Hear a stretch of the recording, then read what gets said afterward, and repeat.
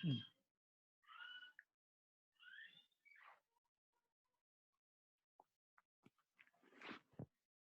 selamat siang. Assalamualaikum warahmatullahi wabarakatuh. Waalaikumsalam Pak, selamat siang. Waalaikumsalam warahmatullahi wabarakatuh. Ya, maaf sedikit terlambat karena nomor WA saya full memori sehingga tadi menghapus-hapus dulu video-video terlalu banyak mungkin, jadi agak telat tadi masuknya. Baik, kuliah ET 4109 atau EL 5061. Sekarang kita ada di minggu ke-13 ya.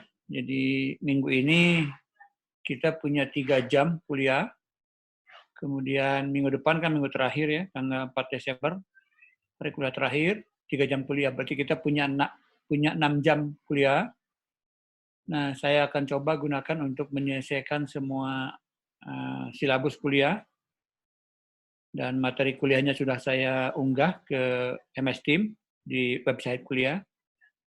Jadi waktu 6 jam ini akan saya gunakan 5 jam untuk menyelesaikan materi kuliah dan 1 jam untuk sebagaimana direncanakan ada tes atau kuis yang kedua yang isi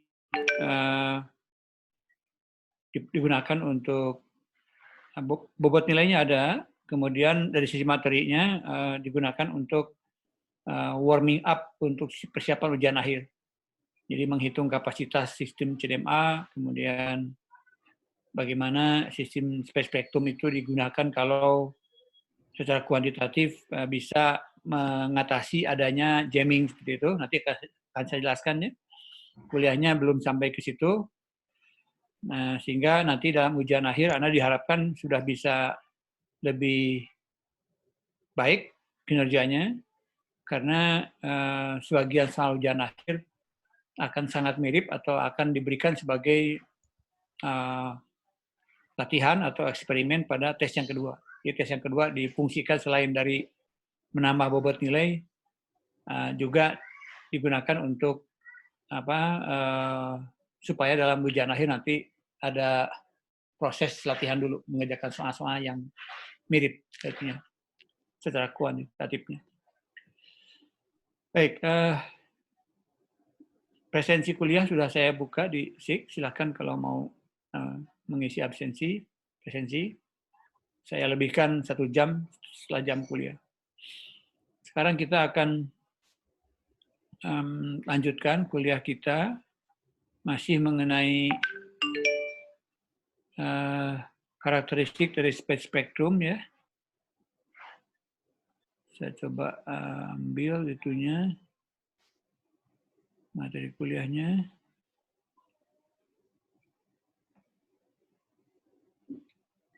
Sudah. Mungkin bukan yang ini filenya, saya salah.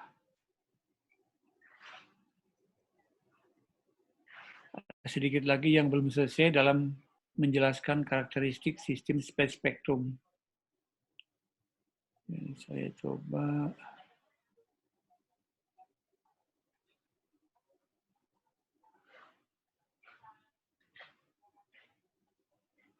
Kalau tidak salah, kuliah terakhir kita hari Kamis kemarin sudah sampai di time hopping ya.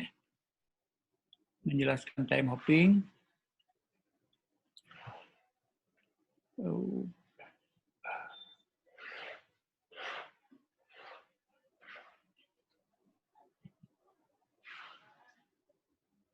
Salah.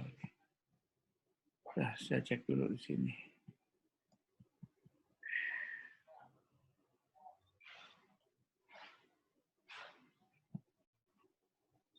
Oke, minggu ke-7.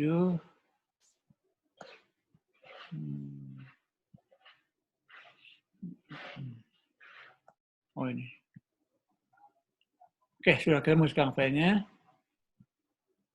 Mudah-mudahan sudah muncul di screen Zoom. Sudah muncul ya, time hopping ya? Sudah, Pak. Oke, nah ini terakhir kenaikan kuliah ya.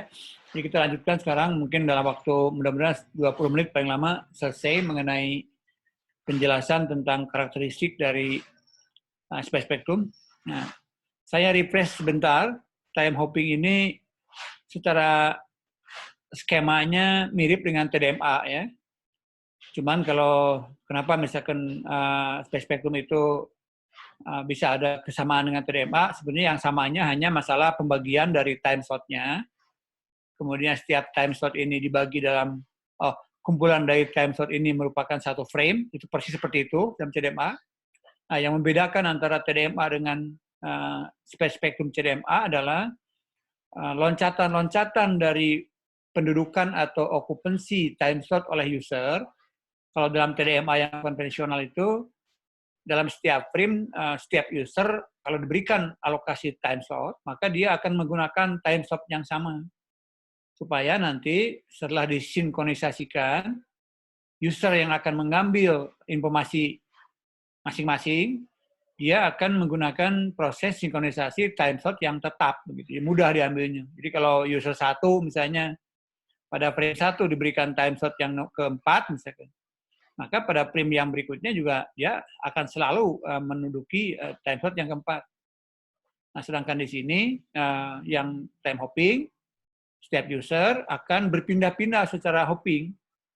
Dari time slot 4, misalkan di frame 1, di frame 2 dia pindah ke time slot yang ke-7, di frame yang berikutnya dia pindah ke time slot yang kedua.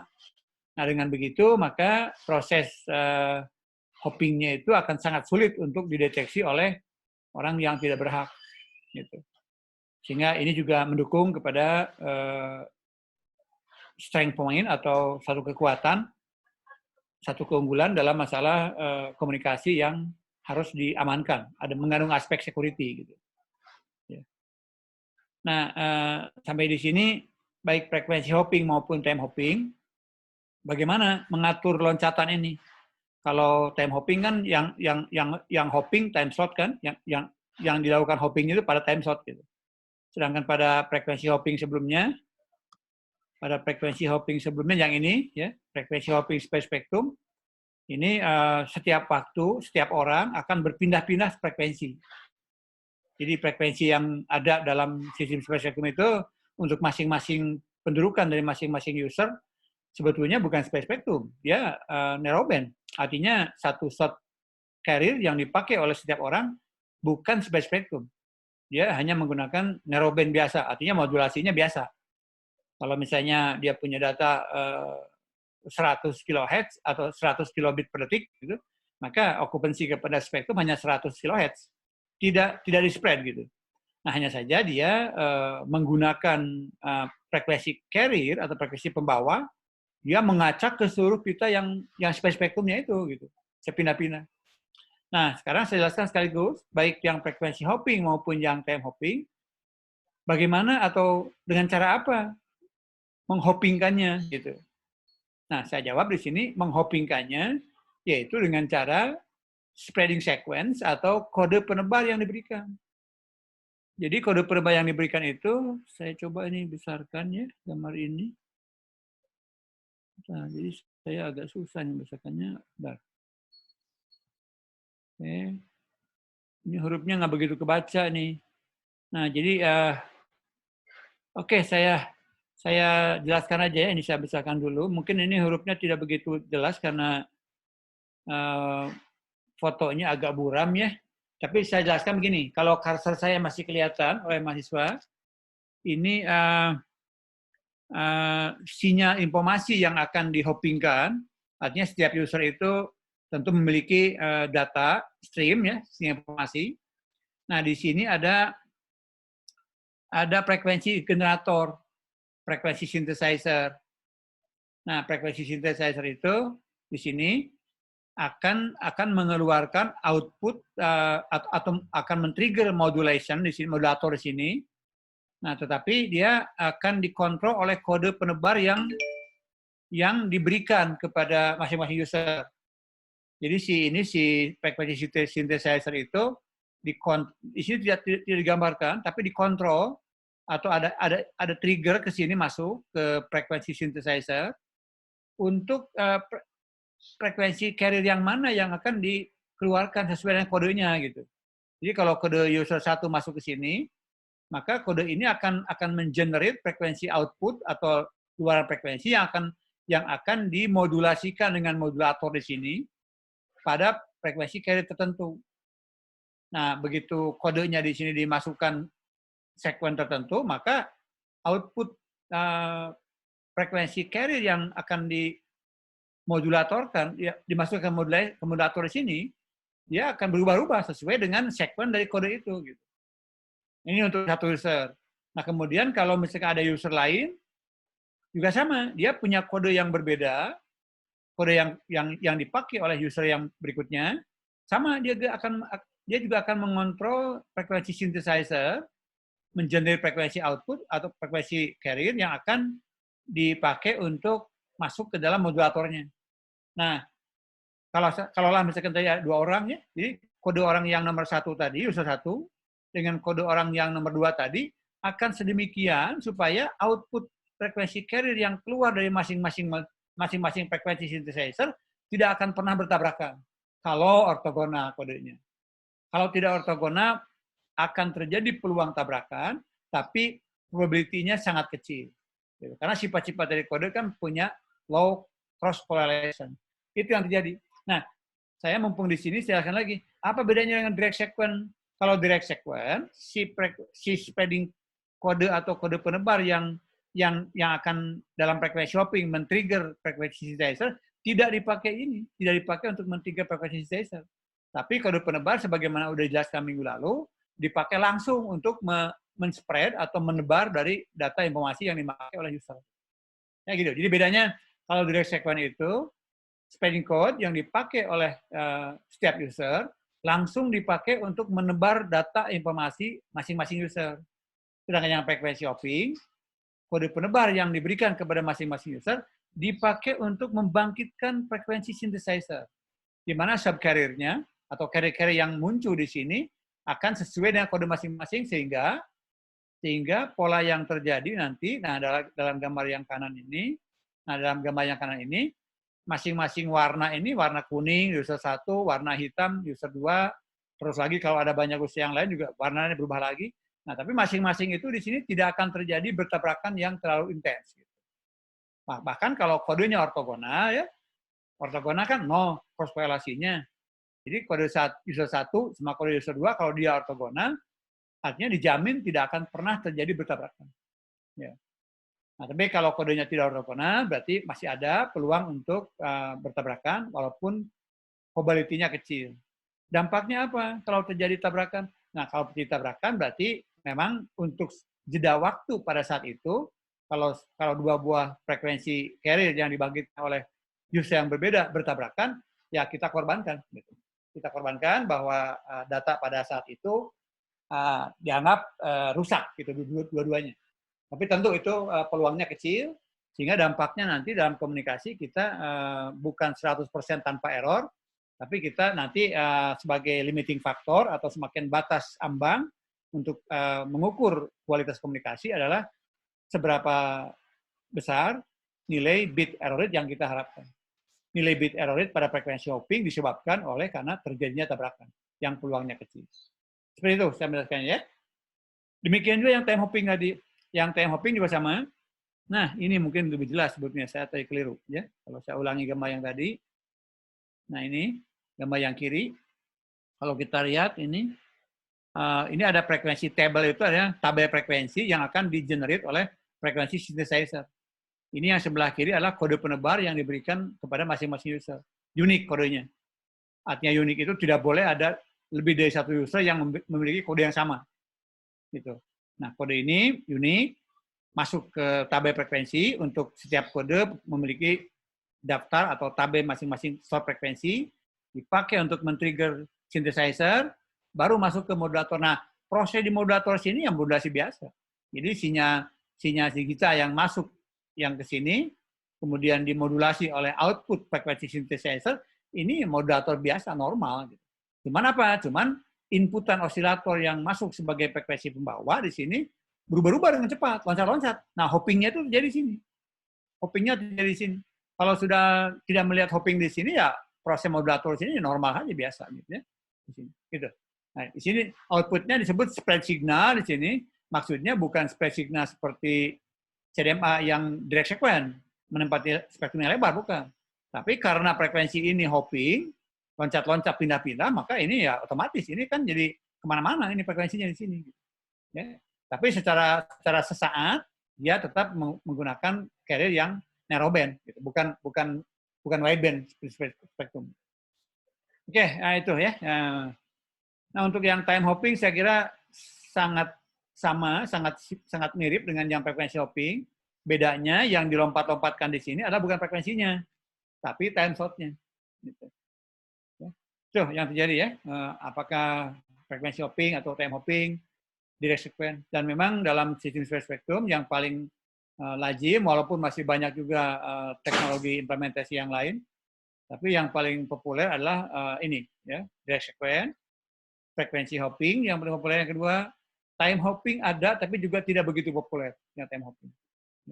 Jadi dua yang paling populer adalah direct sequence dan frekuensi hopping saja. Oke, itu penjelasan implementasinya. Nah, sekarang beberapa menit saya akan menjelaskan jenis-jenis kode penebar ya, spreading code. Nah, di sini yang kalau secara teoritis sebetulnya kode penebar itu harus bersifat random, ya. Random, tapi kalau random yang murni itu memang ini merupakan kode yang ideal ya, gitu. Karena yang betul-betul sangat memenuhi standar random ini bagus kodenya, hanya saja dia sulit untuk diduplikasi. Kalau kita menggunakan kode penebar yang murni random, ya sesuatu yang random kan tidak bisa diduplikat kan. Nah, sedangkan pada CDMA kita harus memiliki kemampuan untuk menduplikat supaya signal yang kita tebar akan bisa dideteksi kembali. Nah, oleh karena itu yang dibangkitkan atau yang dipakai pada sistem spektrum itu biasanya mirip random yang biasa disebut dengan pseudo random atau pseudo noise. Gitu. Ini lebih realistik karena bisa mendekati sifat-sifat segmen yang random, tapi ini masih mungkin untuk diduplikat, untuk di-generate kembali. Nah, di antara kode-kode yang masuk kategori PN ini, pseudo noise ini, adalah M-sequence, ya. Kemudian kode gold, kode Kasami, nama orang nih. Kemudian kode WALS, ya. Kemudian yang ketiga ini ya kode ortogonal. Ortogonal itu artinya kode yang tidak punya korelasi silang antara kode-kode yang lainnya. Gitu. Itu 3 jenis kode yang dipakai pada sistem spektrum. Cara membangkitkannya kalau Anda mau pakai MATLAB contohnya ya kita bangkit aja. Random normal gitu kan, satu generator dari bilangan random kan misalnya 50 kode gitu kan. Satu vektor berarti random 1,50 diambil signum function-nya supaya nanti keluarannya itu hanya menggunakan nilai-nilai angka 1 dan min 1. Karena kalau random normal ini kan 150, ini kan berarti generator MATLAB akan menghasilkan nilai-nilai yang positif sama negatif sesuai dengan powernya gitu kan. Kalau random normal itu berarti standar deviasinya 1, nilai average-nya 0 gitu. Nah kalau pakai signum function berarti ini dipakai fungsi limiter kan, yang semua nilai yang di atas 0 berarti dijadikan nilai 1, semua yang di bawah 0 dijadikan nilai min 1. Jadi ini akan menghasilkan suatu sequence yang memiliki sifat random dan nilainya 1 dan min 1. Bipolar untuk kode digital. Ya. Nanti akan jelaskan di skor lain bahwa cara membangkitkannya itu pakai linear feedback shift register, LFSR ini untuk mengenerate kode-kode. Nah, satu hal yang harus saya jelaskan juga kode kode WALS-Hadamard. Kode WALS-Hadamard itu adalah salah satu bentuk kode ortogonal, di mana ortogonalitasnya di-generate oleh fungsi Hadamard.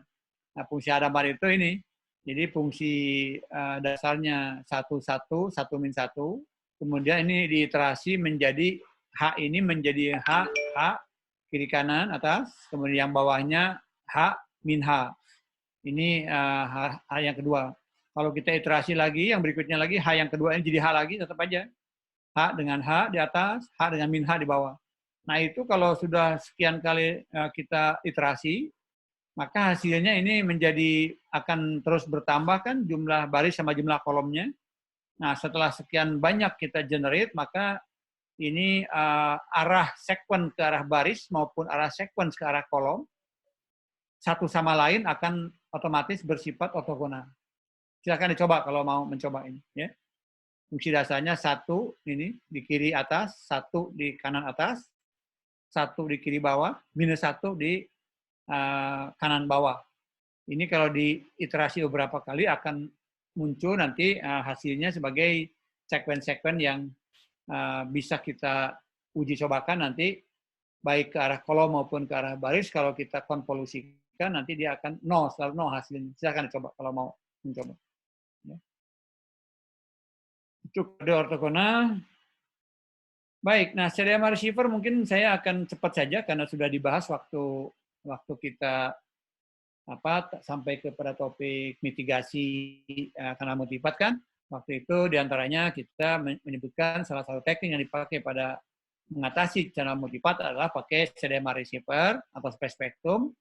Nah ini alasannya kenapa dia bisa dikatakan sebagai salah satu teknik untuk mitigasi kanal multipart, karena ini multipart ini yang kalau diatasi atau dimitigasi dengan sistem yang bukan space spectrum, maka kemampuan resolusinya itu akan terbatas kepada level unit bit gitu itunya, membedakan antara satu part dengan part yang lain.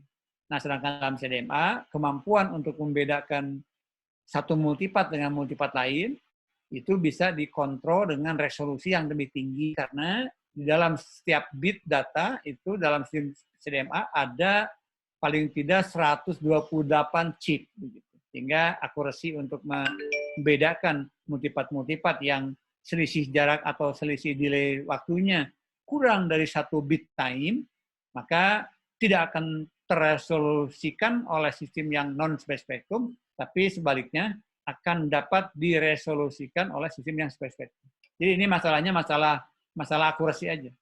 Boleh saya katakan kalau dalam digital signal processing, CDMA itu boleh dikatakan dia melakukan suatu oversampling atau upsampling yang jauh lebih tinggi daripada sampling yang dilakukan pada sistem yang non-space spectrum. Ya.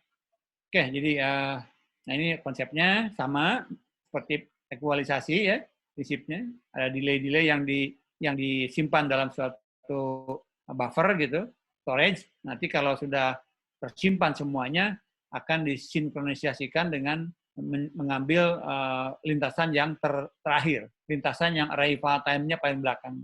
Nah, kalau sudah berkumpul di situ, maka tinggal dijumlahkan menjadi diversitas, menjadi channel yang memperkuat channel itu sendiri. Ini contohnya. Delay 1, delay 2, delay 3.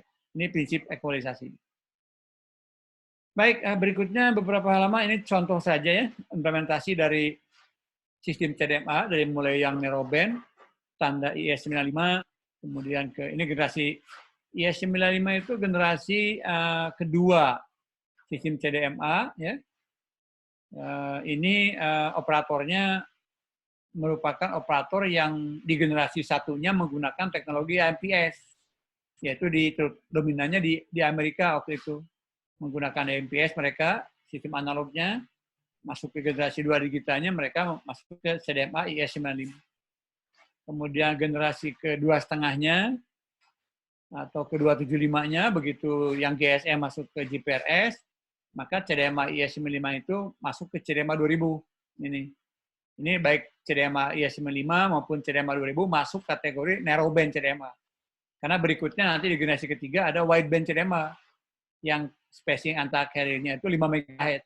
Itu dipakai oleh semua yang background-nya dari MPS, dari analog MPS, maupun yang background-nya dari GSM. Itu di generasi ketiga menggunakan teknologi yang sama, yaitu wideband CDMA, ya, yang frekuensi carrier-nya atau boleh juga dikatakan spreading gain-nya, spreading faktornya, itu menggunakan bandwidth per channel-nya 5 MHz masing-masing.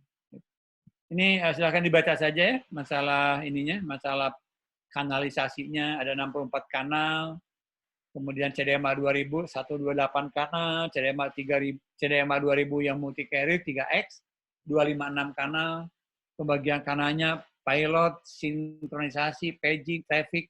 Silakan dibaca aja. Ini hanya standar saja. Fungsi-fungsi kanalnya untuk apa, ya. Jadi teknologi space spectrum juga ini ada kesetaraan dengan yang GSM. Nah, yang GSM kan yang kita tahu pembagian channelnya itu setiap modul transmitter GSM punya bandwidth 200 kHz kan, satu transmitter modul yang 200 kHz itu dalam GSM dibagi TDMA menjadi 8 time slot. Artinya apa? Satu carrier 200 kHz yang GSM itu bisa dipakai maksimum 8 user, ya. Tapi nanti kalau sudah multi carrier, banyak transmitter dalam suatu BTS, tentu sebagian dari channelnya itu harus dipakai untuk ya keperluan signaling, untuk paging, untuk jadi antara traffic dan paging itu dibagi apa proporsional gitu ya. Kalau misalkan ada 10, misalkan contoh 10 transmitter GSM, berarti 10 kali 200 kHz memerlukan bandwidth 2 MHz. Kemudian karena 10 transmitter GSM, berarti dia punya 80 time slot kan, 10 kali 8. Nah, dari 80 time slot itu nanti akan dibagi.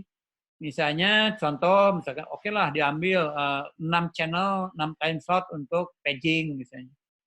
Kemudian 4 time slot dipakai untuk sinkronisasi, misalkan begitu. Nah, seperti itu ya.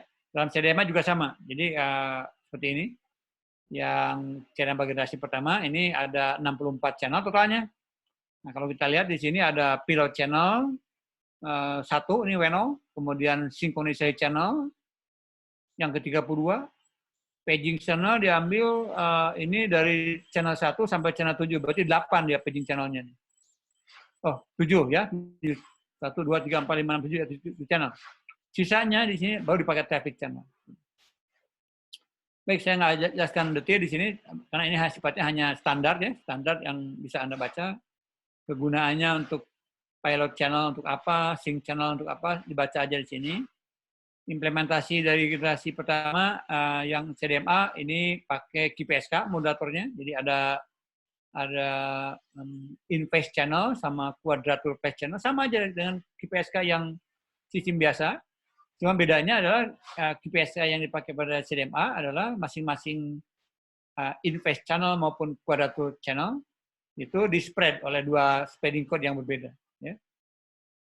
Oke, access channel untuk apa? Kemudian traffic channel tentu untuk menyalurkan trafficnya nanti. Kemudian ini CDMA 2000 lebih banyak lagi jumlah channelnya. Fitur-fiturnya juga yang untuk beberapa memperbaiki kinerja, di sini ada power control, kemudian ada broadcast control, ada quick paging. Ini menyediakan fasilitas tentu akan dibarengi dengan penyediaan channel yang lebih banyak untuk signaling, untuk yang non-traffic maksudnya. Baik, ini yang satu hal yang harus saya juga jelaskan di sini, masalah handover ya. Masalah handover dalam CDMA itu khusus untuk yang implementasinya menggunakan sistem yang universal reuse frekuensinya, ini punya kelebihan CDMA itu. Karena handover-nya itu kalau dalam yang GSM kan saya ulangi lagi bahwa GSM itu dalam setiap sel yang berdekatan dia pasti harus beda frekuensi gitu. Karena kita sistemnya kan pakai sekelompok sel yang disebut cluster kan untuk menghitung kualitas signal yang diukur dalam C2E. Carrier to interference ratio. Kita udah seringkali jelaskan di situ. Jadi C2E akan dikontrol atau dikendalikan oleh banyaknya jumlah sel dalam setiap cluster. Artinya, semakin banyak jumlah sel dalam setiap cluster, maka C2E dari code channel sel yang di luar cluster tersebut akan lebih baik, lebih tinggi, karena lebih jauh jaraknya, interferensinya lebih kecil. Gitu. Tapi catatannya apa? Setiap sel yang dalam cluster yang sama wajib beda frekuensinya. Tidak mungkin universal. Nah, yang CDMA di sini ada kemungkinan implementasi yang universal. Walaupun juga CDMA juga tidak dilarang menggunakan frekuensi reuse seperti GSM. Malah bagus sebetulnya. Cuman untuk hal CDMA terlalu boros kalau begitu. Kalau setiap sel dipakai frekuensi yang berbeda, berarti dia harus punya lisensi frekuensi yang sangat lebar. Karena apa? ya satu carrier CDMA 1,25 atau 5 MHz, sedangkan GSM hanya 200 kHz. Gitu. Nah, kelebihannya untuk handoff apa? Kalau CDMA ini menggunakan universal frequency reuse, artinya setiap C yang berdekatan itu sama frekuensinya, maka handoff-nya disebut soft handoff. Gitu. Ya. Soft handoff itu artinya dia tidak perlu pindah frekuensi. Jadi selama dia bergerak dari satu C ke C yang lain, dan koneksi sedang on, maka itu soft handoff-nya, dan kalau soft handoff itu probability untuk terjadinya drop call sangat-sangat kecil. Karena dia tidak memerlukan pindah frekuensi. Yang terjadi apa? Hanya signaling-nya saja. Bahwa saya pada saat sebelum pindah berafiliasi ke BTS yang lama, setelah saya mendapatkan sinyal yang cukup besar dari BTS yang baru, maka saya orang itu tinggal pindah ke frekuensi yang sama di C yang baru. Nah, artinya kalau frekuensinya tidak usah berpindah, berarti handoff akan lebih reliable, lebih handal. Seperti itu ya. Oke, ini ada istilah lain kalau yang dalam CDMA atau dalam GSM itu memang dikatakan handoff-nya itu break before make gitu. Break before make itu artinya ya dia harus loncat frekuensi. Nah, loncat frekuensi itu artinya kemungkinan dia cukup besar untuk terjadinya kegagalan. Ya, kalau saya yang lama sudah kecil sinyalnya, tentu kan akan sampai kepada suatu nilai ambang batas tertentu, dia lepaskan, sementara jaminan koneksi kepada frekuensi baru di saya yang baru itu belum ada kehandalan tertentu, misalnya masih levelnya masih kecil juga, maka akan terjadi drop call, ya, akan terjadi drop call.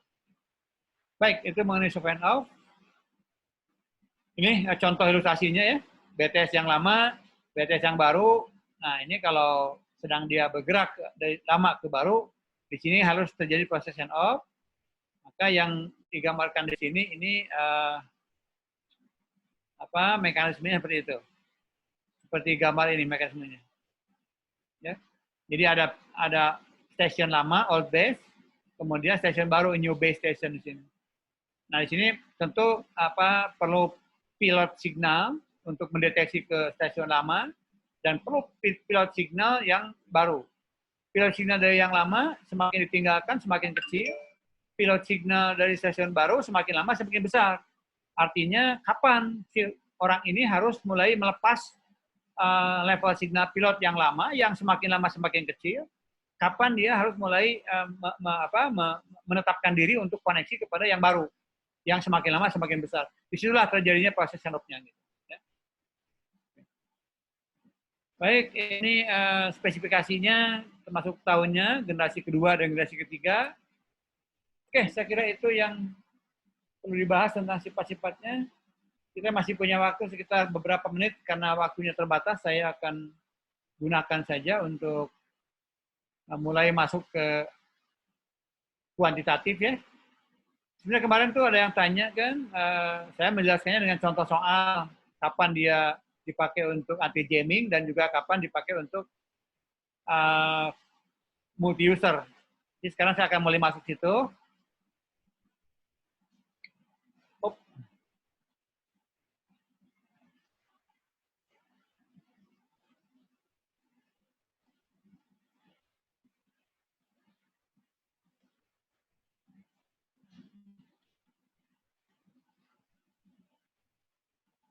Oke, saya akan sharing screen sekarang supaya nanti hari Kamis kita tidak terlalu banyak materi yang harus kita kejar.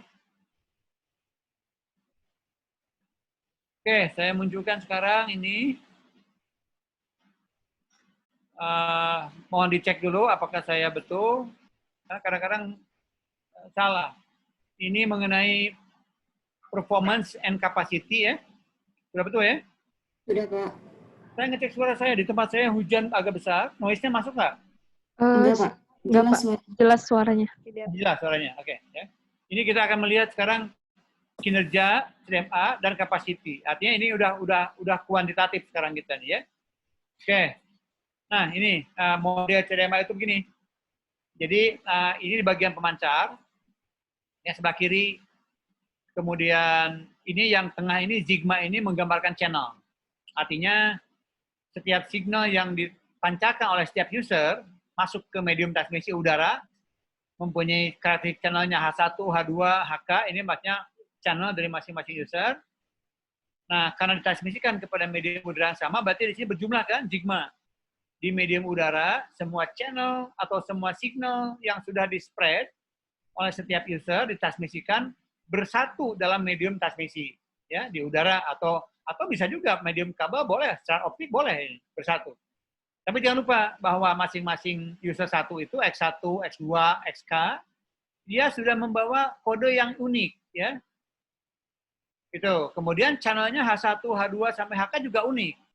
Karena ingat dalam konsep jaringan nirkabel, setiap orang yang berbeda lokasinya memiliki karakteristik kanal multipath secara sendiri-sendiri, independen di sini. User 1, X1 signalnya, channelnya H1. User 2, X2 signalnya, channelnya H2. Dan seterusnya. X1, X2, dan XK membawa kode yang unik. H1, H2, sampai HK dia independen. Karena posisi dari masing-masing user berbeda. Nah, semua itu setelah X1 dan H1, X2, H2 akan bersatu dalam transmisi. Nah, tugas penerima di receiver di sini, ya tentu akan masuk noise kan. Kalau noise itu kita tidak mau harus masuk ke situ, ke signal yang diterima dari medium. Nah, tugas receiver di sini. Tugas receiver itu di sini memisahkan, bagaimana memisahkan user 1, X1 yang sudah berinteraksi dengan kanal 1. User 2 membawa signal X2, kode X2, berinteraksi dengan kanal 2, bersatu di sini, dipisahkan di sini. Nah, cara memisahkannya ya tentu udah kita lihat di skematik dasar konsep DMA. Kalau kita lakukan proses despreading oleh kode yang benar, maka akan terjadi gain kepada kode yang benar. Dan kepada kode yang salah atau kode yang beda, user lain, tidak akan terjadi gain. Ya, konsepnya begitu. Jadi di receiver ini, kita hanya akan, kalau kita akan mengambil user 1, maka despread-lah dengan kode 1. Gitu.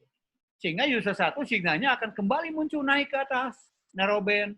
Sedangkan signal yang lain tetap dia wideband dan rendah nilainya. Kalau kita lakukan dengan kode 2, misalkan kita masuk ke sini, maka user 2 yang akan diambil tinggi dayanya gitu, narrowband. User 1 dan selainnya yang sisanya tetap dia wideband dan rendah nilainya. Begitu yang terjadi ya. Ini model matematiknya seperti ini. Oke. Oke, nah kita berhitung sekarang bagaimana kita mengukur kualitas ya, kualitas signal di sini karena signal yang kita despread di sini ada satu orang yang sesuai kodenya akan tinggi nilainya signalnya, ditambah oleh noise, baik noise AWGN yang masuk di receiver maupun noise interference antar user.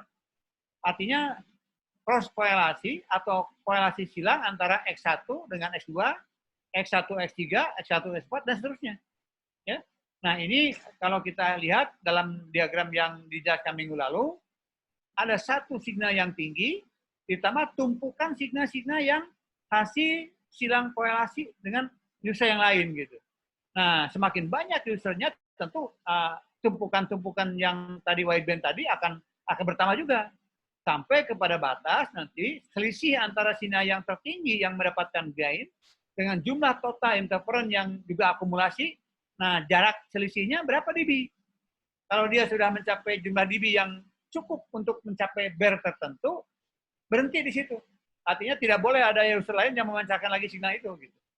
Ya, itu yang namanya capacity. Nah, sekarang untuk menghitung itu, kita pisahkan di sini. Ini YK ini variabel detektor di sini kan. Variabel detektor setelah di despread gitu. Nah, M di sini adalah jumlah kode penebarnya. 1 bit ditebar oleh berapa? Contoh yang minggu lalu kan 8 ya. Implementasi yang sebenarnya ya itu 128 sampai juta gitu itunya M-nya. Nah, jadi M ini memberikan gain kepada signal yang didetect gitu, ya. Ini akar 2 PK, BK itu hanya ya ini yang dipancarkan dari SK ini gitu. Ini B adalah informasinya 1-1, C adalah kodenya, sedangkan SK adalah waveform-nya, carrier-nya. notasinya begitu. Ya, jadi PK itu daya signal baseband, BK itu level signal baseband 1 atau -1, CK itu adalah signal penebarnya, kodenya, SK adalah waveform-nya. Waveform adalah frekuensi pembawanya, carrier. Nah, yang terjadi di sini, yang untuk user yang ke K misalnya, ya K-nya itu bisa 1, 2, atau yang keberapa pun, maka di sini ada gain M kepada akar 2 PK BK. Nah, ini jumlah ini dari L sama dengan 0 sampai L-1, karena di situ jadi multipart, kemudian multipartnya diatasi dengan rake receiver di sini penerima itu ada rake receiver, maka ini diversitas ini. Jadi jumlah lintasan itu kalau ada L-nya misalkan 10, maka kita punya 10 lintasan di sini. Berjumlah gitu ya, dari beta itu channel. Beta adalah fluktuasi channel, yaitu si H ini berfluktuasi gitu, nah beta. Yang term sebelah kanan apa? Yang term sebelah kanan adalah korelasi silang antara user yang kita ambil itunya, informasinya, dengan user yang lain yang tidak diambil informasinya. Di sini tidak terjadi penguatan dengan M. Ya, tidak ada faktor M di sini. Karena ini merupakan interferensi yang digambarkan dalam skema ini wideband, tapi levelnya rendah. Gitu. Tapi walaupun rendah, karena dia penjumlahan dari J tidak sama dengan K, itu artinya kalau user yang dideteksi adalah user yang ke K, maka user yang selain K di sini akan berakumulasi di sini. Ya. Tambah noise. Kalau noise saya kira ini biasa dalam komunikasi konvensional yang non-space spectrum juga noise selalu ada. Ya, gitu. Nah, dari hasil pembagian ini, kalau ini dianggap sebagai signal yang ada faktor M-nya, yang tidak ada faktor M-nya sebagai interferensi, yang NT juga sebagai noise, maka kita bisa merumuskan ini gamma. Gamma itu signal to interference. Sebenarnya ini gini, kalau mau lengkap, ini bukan SIR, tapi harusnya SINR. Jadi signal to interference plus noise ratio. Gitu. Harusnya begitu. Nah, di sini gambarannya, ini signal yang deteksi, ada faktor M. Ini adalah daya interferensi, ini adalah AWGN. Inilah formulasi kualitas atau kuantitas dari suatu signal yang diterima melalui proses space spectrum. Ini, gitu. Oke, ini sebetulnya gambaran yang sama dengan yang tadi ya, terulang harusnya pasti sama ini. Jadi ada multiple access di sini, noise masuk di receiver, kemudian dideteksi oleh user yang diinginkan itunya signalnya. Maka YK variabel deteksi. Oke, ini S2N-nya ini. Nah, di sini benar nih, output SINR, signal to interference plus noise ratio. Nah, masalah ini perbandingan antara interferensi dan noise, ini tergantung situasi. Kalau suatu saat, misalkan di suatu BTS itu sedang banyak sekali user yang aktif, maka ini dalam Sigma PJ ini dominan. Gitu. Tapi kalau pada saat lain, misalkan hanya satu orang saja yang sedang pakai sistem, lainnya tidak sedang aktif, maka ini 0. Ya. Kalau ini 0, berarti faktor penyebut untuk menggambarkan interferensi atau noise hanya noise saja. Gitu. Ya, gitu. Kalau situasinya normal, misalkan dari 40 orang, ada 20 orang misalkan yang aktif, berarti ini signal yang untuk seorangnya, ini dari yang 19 orang signalnya, interferensinya, tambah noise-nya gitu. Ya, seperti itu, gambarannya begitu. Baik, saya akan jelaskan dulu rumus ini supaya ini agak hati-hati dalam menginterpretasikan. Jadi kalau kita bicara ini signal to interference plus noise ya, rasio.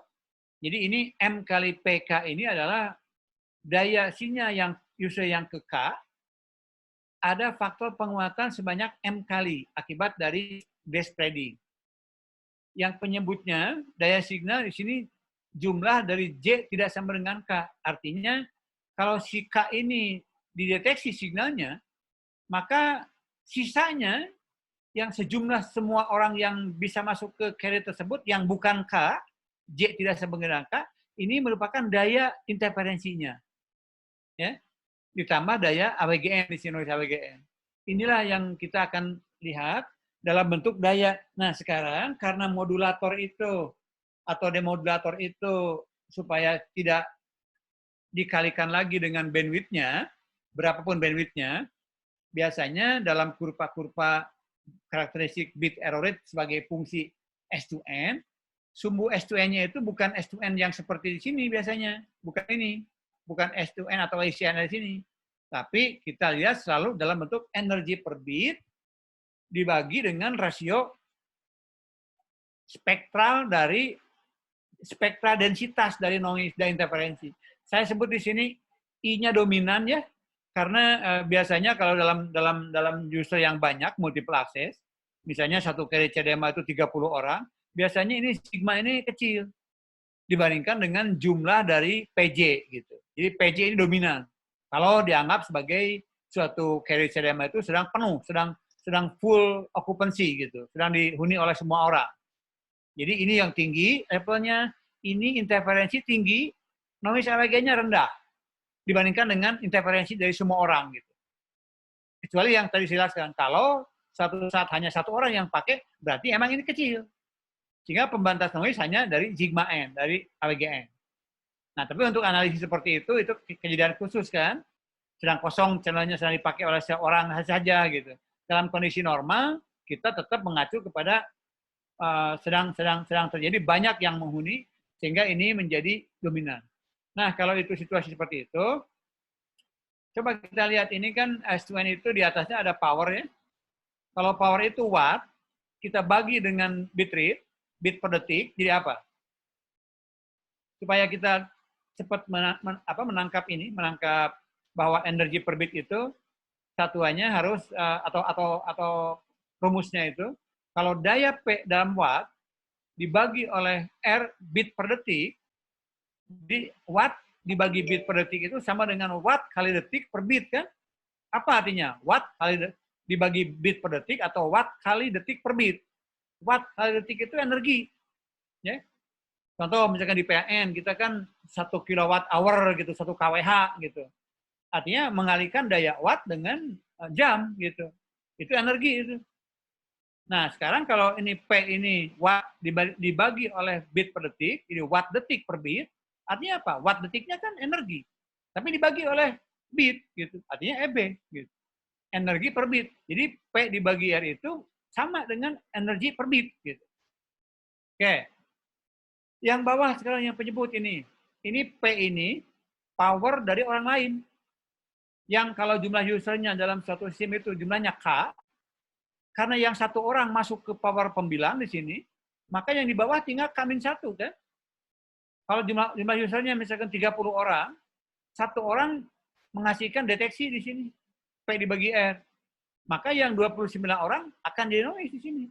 Terserah orangnya punya mana. Makanya di sini ada saat nih, number of active user dengan equal power. Equal power itu artinya P untuk semua orang, untuk semua user sama di situ. Harus sama. Nanti akan saya jelaskan bagaimana membuat sama dengan power control ya. User yang dekat, user yang jauh itu harus dikontrol dayanya supaya semua power yang sampai di receiver, di BTS misalnya untuk uplink, harus sama. CDMA itu begitu sifatnya. Tidak boleh beda powernya. Sehingga kita bekerja pada P semuanya. Ini P orang yang sedang diambil sinyalnya. Sedangkan P yang bawah, orang-orang yang pengganggunya, yang tidak diambil, artinya sebagai interferensinya begitu. Ya, jadi K-1 kali P, sigma kuadrat AWGN. Nah, kalau dibagi oleh bandwidth, kuantitas ini, jumlah antara noise AWGN ditambah interferensi dari K-1 orang, karena yang satu orangnya kedeteksi di sini, ya, kalau daya ini dibagi oleh W, maka ini menjadi I-naught. Ingat, simbol naught itu artinya densitas kan, per hertz-nya gitu. Gitu.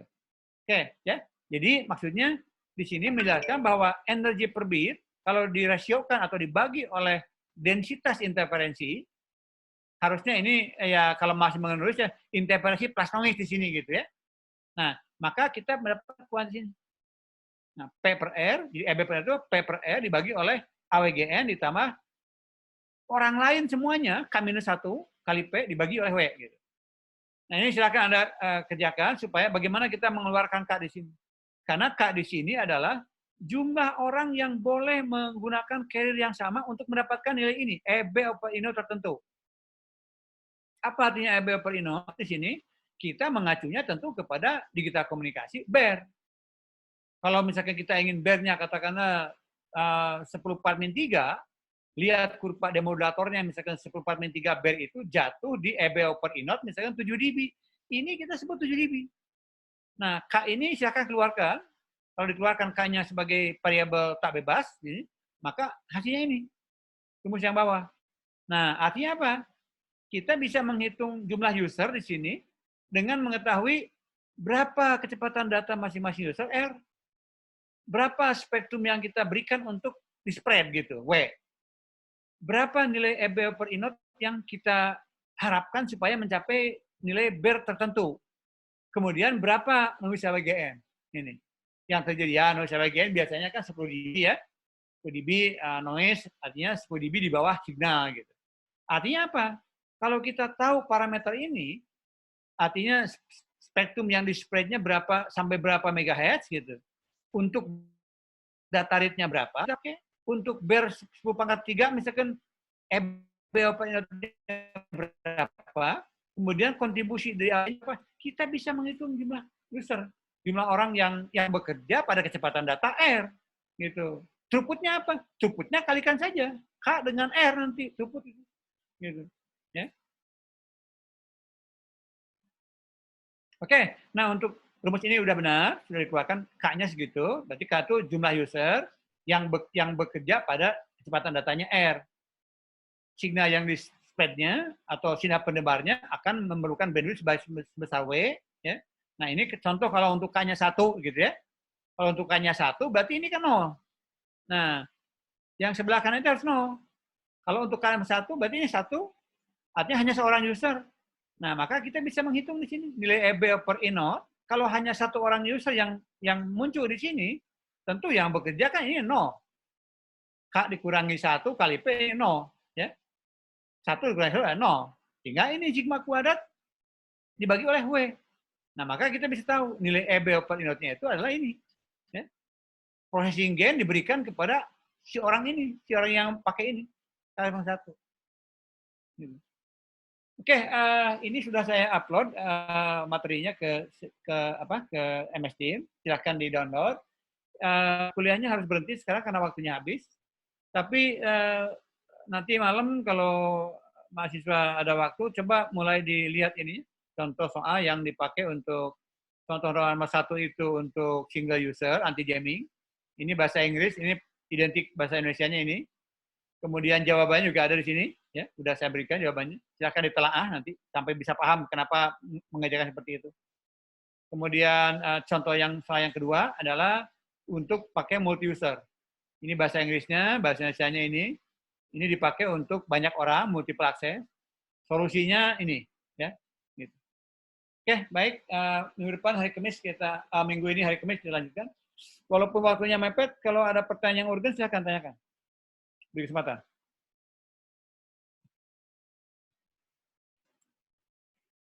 Maaf, saya agak cepat menjelaskannya karena waktunya hanya 5 jam, harus selesai mata kuliah SAP semuanya ya. Silakan, sebelum saya dismiss, sebelum saya close ini, kalau ada yang bertanya. Atau mungkin gini, pertanyaannya saya kira postpone ke hari Kamis saja ya. Karena sekarang kan baru penjelasannya, Anda juga diminta untuk menelaah contoh soal tadi. Walaupun misalkan tidak mengerti, mohon dipospon ke hari Kamis saja. Hari Kamis kita jam 4 kita mulai. Baik, kira begitu. Terima kasih. Assalamualaikum warahmatullahi wabarakatuh.